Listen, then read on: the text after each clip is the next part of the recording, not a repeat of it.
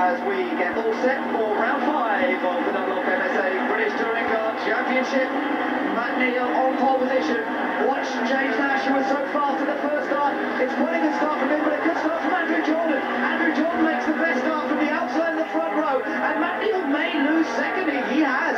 James Nash goes into second. It's Vauxhall 1-2. The Protec car ahead of the Triple Eight car. Then Matt Neal in third place. Yeah, a great start by Rob Collard up to 4th. He had an absolutely demon start, gone right through the middle of the road in front and up to 4th place already. That is an excellent getaway for the BMW driver. He's putting Matt Neal under pressure, just a clip on. Oh, and off in the background. Cars off in dead time through the wall there to Plato. It's Plato up and over goes Jason Plato, rolling here on the first lap at Donington, and the reigning champion is out in dramatic style.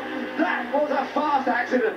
Oh, that was so frightening to watch because the car went off onto the grass at about 120 miles an hour. And Jason was just a passenger. He couldn't steer it. He couldn't do anything. He's okay. That's great to see, but well, he's really upset and very unlucky. But don't forget, he had that huge accident at the chicane here last year. The team rebuilt the car for the last race, so I mean, it'd be a miraculous achievement. But he could be out for the last race. You never know. My goodness, what a big shot that was. Safety car is out. They're all going to have to back off and slow down here as Jason gets out. That's the great thing.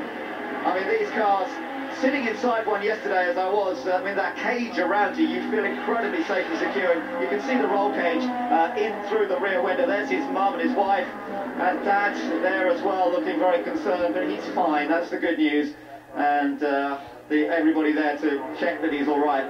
But that cage inside, that steel cage around you, Tim, that's where the strength is. The Audi off as well there. Yeah, the Audi, Liam Griffin and Matt Neal all off. But yeah, you're absolutely right. I mean, the bodywork looked heavily damaged there, the roof and everything. But you've got to remember the roll cage. You've seen when the drivers are being interviewed on the grid how complex that roll cage is. It's an integral steel space frame in itself, and it would be impossible to crush that really. So I don't think, however dramatic it looked, I don't think he was really in any danger. We've got an on board, so we can follow this all the way through from Jason. He makes a good start. That's Liam Griffin in front. He moves to the outside of Liam Griffin and then back across the inside a little bit. He's up behind Tony Gillan now, nicely in a good position coming out of Redgate, trying to get up the inside. Oh, bit of contact there. Then, now what happens here? What happens here? Because he's in a good position. Oh, there goes the Audi just on his left. He had Liam Griffin and the Audi on his left, and now he's a passenger. Oh, just into that bank. I've never seen a car go off there before, ever. Nor me. I mean, that's the first one for me to see a car go off like that and hit the grass back. I mean, it actually hit it at quite a glancing angle, didn't it? Yeah, it did. Just watch at the top of your screen. Oh, actually, Liam Griffin got turned into the front across the nose of the Audi. It was the bunching. They were all trying to take that line down the trailers, and it was 3 into 1 where to go. And Liam Griffin got turned around the front of the Audi and across into the side of Jason. And the contact just there, you see it there.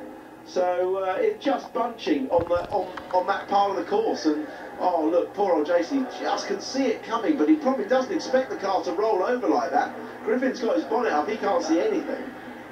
Cameraman or photographer there, well, trying to get out of the way, but yeah, must have thought he was safe there. He was miles away from anywhere, but a very worrying incident. He wouldn't really have known what was going on to his left. That must have been a real shock to suddenly be on the grass. Yeah, I mean, we have seen it at the top of the crater curves on many occasions in the past. I remember an accident with Aaron Slight a few years ago in a Vauxhall with a very big accident, but it just happens sometimes when the... Yeah. We just, there is some attention for a marshal there, so there's a little bit of concern that he might have just been clipped by some debris or something, so everybody there obviously keeping an eye on it. The Audi also being tipped out of the gravel, so let's hope there are no injuries from that accident. And as we've both said, it's a very unusual place to see a car sort of end up.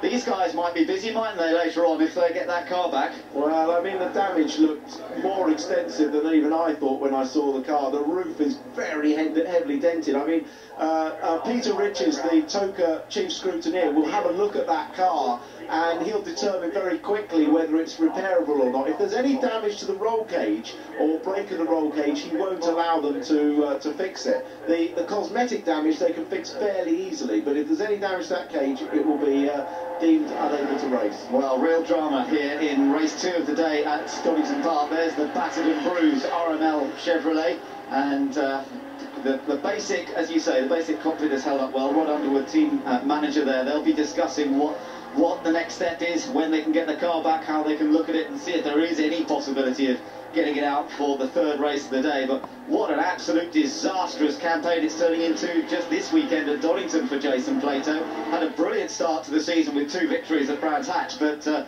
puncture in race 1, and now a dramatic accident. Rob Austin is out of his car, he's fine. That car didn't receive such a big hit. It was slightly involved in the whole incident, but it didn't look as though it got a big hit. No, it was Griffin sort of turning across the front of him, and of course we've said it before, but a front-wheel drive car with a little bit of contact at the rear, and you're a passenger. I should think very little damage to Griffin, to Rob Austin's Audi there, but clearly it's bedded deeply in the gravel, and we're going to be a few laps still under the safety car, I think. Tom Bourman started from pit lane, of course, so he is at the back of the field. This will help him a little bit. The safety car will bunch them up. Another look at the onboard, and this, talk us through it again, Tim, because it's a classic sort of starting sequence here.